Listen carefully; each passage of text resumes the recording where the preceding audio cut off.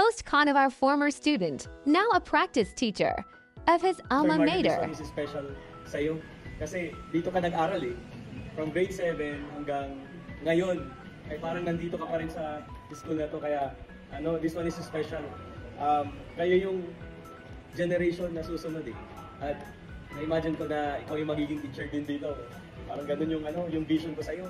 At I am thankful na dito pa lang sa college, ginagawa mo na yung best mo. Kita naman sa IMs mo, talagang ready ka na. You are ready for something great in the future. Ayan. Energy, IMs, nandyan lahat. Lalo na grade 7 yung mga bata. Sasabayin mo sila eh. Dumay grade 7 natin eh. Ibang-iba po ang grade 7 ngayon.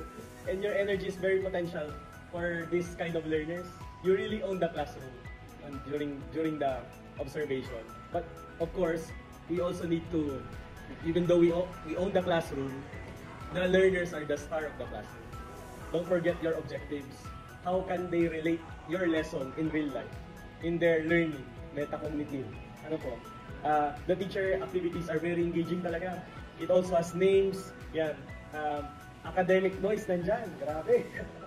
Minute to minute is a very good, outstanding activity and highly commendable. Hindi lang siya basta-basta activity. Meron pa siya mga twist. Yung mga gagamitin niyo yung papel na yan for another activity. Sayang, hindi ko napanood. Gusto mo manood, gusto mo makompleto. Yun nga, instruction should be concise. Nakita nyo kanina, sabi lang, ay, ganun pala yung gagawin, di ba? Ay, ganun pala yung gagawin. Remember that you set the tone for the learners muna. Magbigay ka muna ng trial. Yan. Magbigay ka ng trial muna, ganun ang gagawin. And then, proceed to your task. Okay? It is also important to tone down your energy muna. Then, hindi laging ganun yung for the purpose of dynamics, lalo na kung seryoso yung you tone down your energy. Saka, kawawa ka, mayroon pang susunod na klase. Pag susunod na klase, naupula energy, gano'n.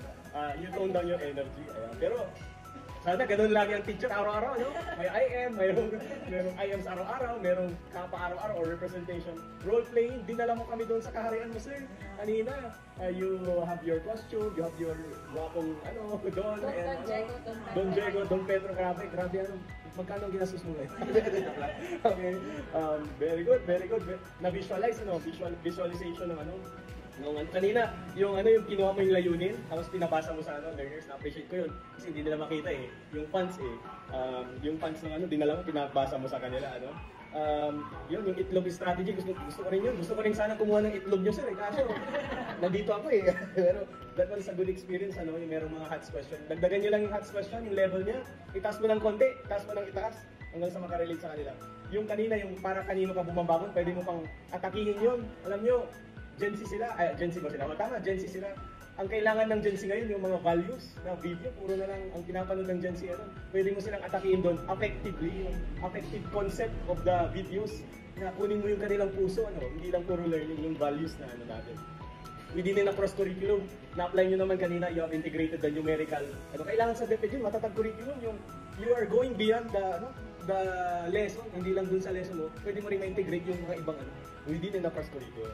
And yun lang, Sir Mario, congrats. You're an excellent teacher, you're ready for the future. Congratulations.